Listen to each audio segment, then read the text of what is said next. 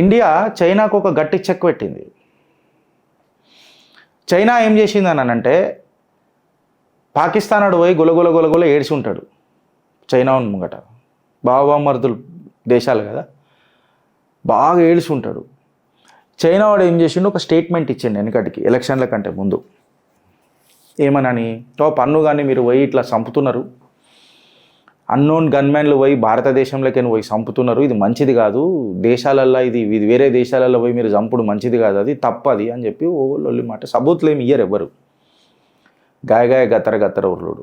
దానికి మన దగ్గడ జవాబు ఇచ్చిండు ఎవరు, జయశంకర్ గారు. సీదా నీ పన్ను చూసుకో, మా పని మేము చేసుకుంటాము, నీకేమన్నా ఆధారాలు ఉంటే నువ్వు పెట్టు, కానీ లొల్లి పెట్టకు, నా పని మేము చేసుకుంటామని చెప్పారు. ఎలక్షన్లు అయ్యేదాకా కూడా, ఎలక్షన్ల టైంలో కూడా ఇట్లాంటి జవాబు ఇచ్చిర్రు. చైనా ఇక ఎన్ని రకరకాలుగా పనిచేసిందో, అంతర్గత వివాదాలు ఎట్లా సృష్టించిందో మనందరికీ తెలిసిందే, నేను దానిలోకి పోదలుచుకోలే. ఎలక్షన్లు అయిన తర్వాత ప్రమాణ స్వీకారం అవుతుంటే ఇక్కడ ఒక దాడి జరిగింది. Jammu and Kashmir what ever it maybe, ఒక దాడి జరిగింది. పాకిస్తాన్ చేయి ఉందని కూడా మనకు తెలిసింది. అంటే మంచిగా కుసున్నోని గెలుక్కునుడే కదా, నువ్వు గెలుక్తా మనం మూకుంటామా, చీరి చింతపండు పెడతాం మనం. ఇది నయా భారత్. ఇప్పుడు పంచశీల పథకం ఉన్న భారత్ కాదు ఇది, నయా భారత్, పంచులు కొట్టే భారత్ ఇది.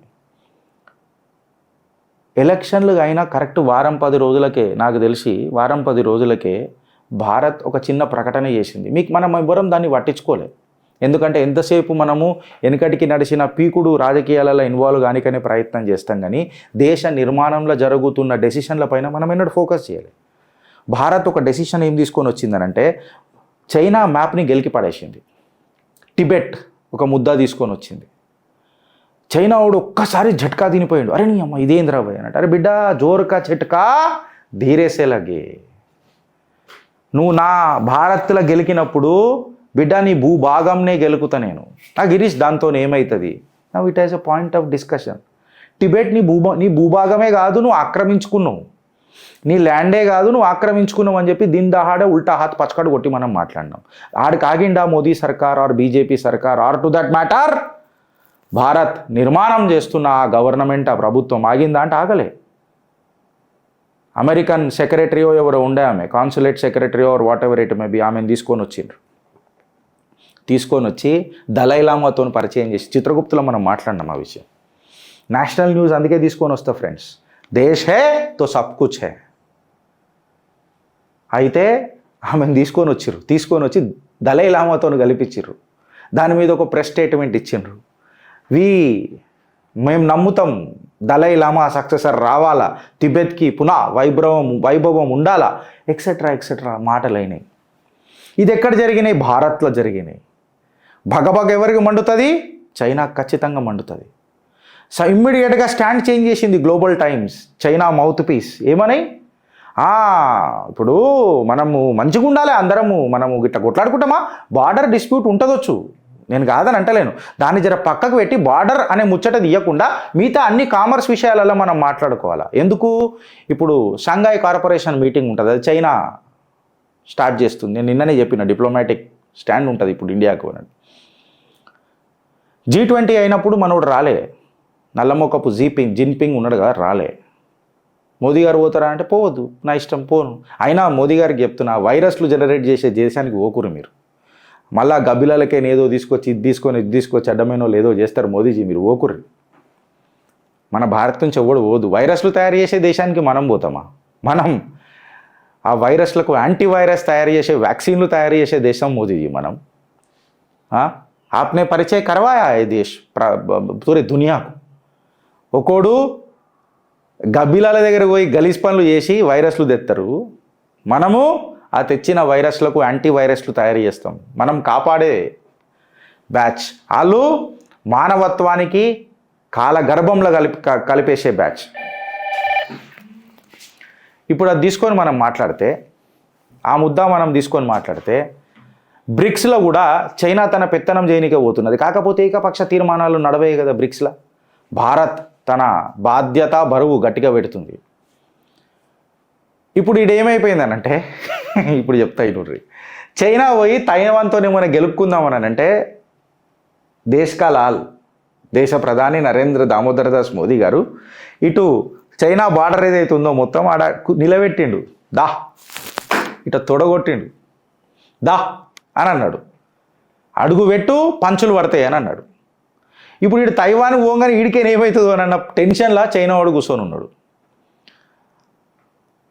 జయశంకర్ గారు కూడా తన స్టేట్మెంట్లో గట్టిగా మాట్లాడిండు. ఏమన్నానంటే బార్డర్ డిస్ప్యూట్ తీసేసి చైనాతో ఏం సంబంధాలు ఉంటాయి, మాకు ఫస్ట్ ఇది సెట్ కావాలా, ఇది సెట్ అయితేనే అవన్నీ అవుతాయి. వెనకటి సర్కారు లెక్క కాల్మోక్త నీ బాంఛాన్ బతుకులు కావు.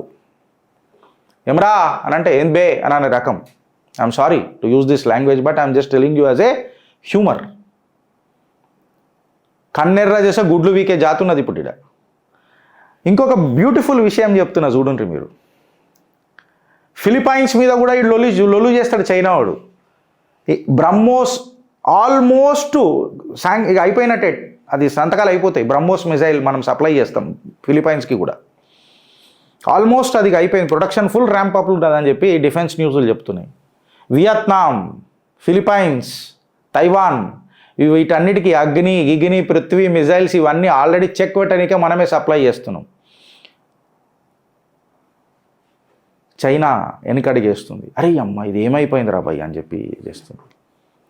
ఆఫ్ఘనిస్తాన్ని కూడా గరం చేస్తున్నాం మనమే, గరం చేస్తున్నాం. ఇప్పుడు పాకిస్తాన్ అంటే గడ్డపార దించుతా అంటుండే ఆఫ్ఘనిస్తాన్. చైనాకు చాలా సందిగ్ధంలో పడేసిండ్రు. ఈ అమెరికా ఏమనుకుంటుందంటే సరే అసలు అట్లెట్లా ఇండియా అమెరికాను పిలిపించి దలైలామాను కల్పించింది రా భయ్య, నాకు అర్థమైతలేదు సడన్గా అని చెప్పి ఇట్లా ఆలోచించే లోపల మీటింగ్ చేసుకొని పాపం ఆమె ఎవరో వచ్చి అమెరికాకి అని పెద్ద నాటకాలు బాగా చేస్తాడు కదా. మొన్న కూడా ఏదో మాట్లాడిండు, ఈవీఎంలు ఎక్సెట్రా. అమెరికా వాళ్ళు చాలా మాట్లాడారు దేశం మీద. బిడ్డ పేకాటనే తమ్ముడే అని అన్నట్టు ఉంటుంది కదా ఒక సామెత. మళ్ళీ నేను బెట్టింగ్ ప్రమోట్ చేస్తలేను, నేను ముహావరా చెప్తున్నా, ఒక సామెత లెక్క చెప్తున్నా. పాపం ఈ మేడ దలైలామాతో కలిసి సీదా పోయి దుప్పటి కప్పుకొని వండుకుందామని అనుకునే లోపటనే ఫ్లైట్ కూడా దిగిందో లేదో నాకు తెలియదు, అమెరికాలో దిగిందో లేదో తెలియదు, మోదీ రష్యా పోతున్నానని చెప్పి ఒక న్యూస్ వచ్చింది. అది ఎట్లుంటుంది అమెరికాకు, ఓయ్ అమ్మ ఇదేంద్రా భయ్ అంటే झटका पे झटका జలక దిక్కు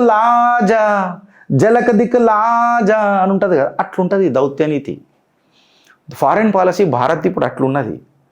झटका पे झटका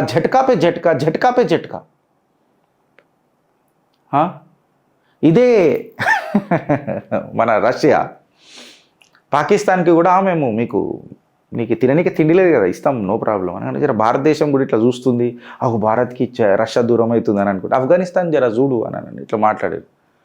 ఇప్పుడు దగ్గర బల్తిస్తాన్ ఆఫ్ఘనిస్తాన్ నువ్వు అసలు వచ్చేదే లేదు కానీ అంటారు వాళ్ళు పాకిస్తాన్ని, నువ్వు ఓడువో మాకు తెలియదు సంబంధం లేదని అంటారు. ఈటికా జవాబ్ పత్తర్సే. జియో పొలిటికల్ సినారియోస్ చూడుండ్రు మీరు. ఏక జమానేమే ఒక జమానాలో మనం ఏం చేద్దామని ఆలోచిస్తుండే, ఇప్పుడు అరే నీ అమ్మ ఏం చేద్దామని ఆలోచిస్తుర్రు. చైనానైతే మొత్తం ఇప్పుడు మీకు నేను క్లియర్ కట్గా చెప్పిన, ఏడికేని నాడి మొదలెట్టి ఏడికేని ఖతం చేస్తుండో అర్థమవుతలేదు ఆడ. ఆత్మనిర్భర్ భారత్ అంటేనే ఇది, భారత్ నిర్మాణం అంటేనే ఇది, నయా భారత్ అంటేనే ఇది. ఆ సంఘటన బలంతో సంస్థాగత రాష్ట్ర నిర్మాణం అంటేనే ఇది. దేశ ప్రేమలనే దైవ ప్రేమ చూసుకున్నాడు అంటేనే ఇది. భారత్ మాతాకి జై. నేను రెండే చిట్టాలు పెట్టినా బికాస్ మిగతా అన్నీ ఆల్మోస్ట్ కవర్ అవుతున్నాయి ఫ్రెండ్స్, న్యూస్ పేపర్లో ఇలా కవర్ అవుతున్నాయి. సో ఏదైనా న్యూస్ మీకు వచ్చినప్పుడు దయచేసి మీకు చేతులు జోడించి విజ్ఞప్తి చేస్తున్నా, అబ్సల్యూట్ డేటా వైపు చూడండి. డేటా ఏ రకంగా ఉంటుందో చూడండి, సంఘం ఏం పని చేస్తుందో తెలుసుకోండి, సంస్థాగత నిర్ణయాలు ఏ రకంగా ఉంటాయో చూసుకోండి. సో అనవసరమైన విషయాలపైన పెద్ద ఫోకస్ చేసి తల బద్దలు కొట్టుకోకూడదు.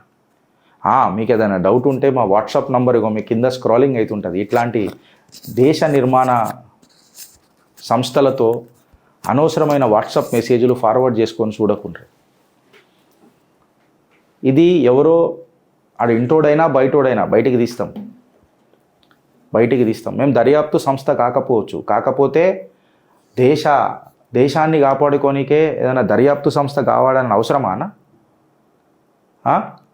నిద్ర లేచినా నిద్ర పోయినా కళ్ళు మూసినా కళ్ళు తెరిచినా అనుక్షణం క్షణక్షణం భారత్ మాతాకి జై. ప్రతి క్షణం సైనికులమే కావాలి. బరాబర్ దొరుకుతుంది, వెతకాలన్నా.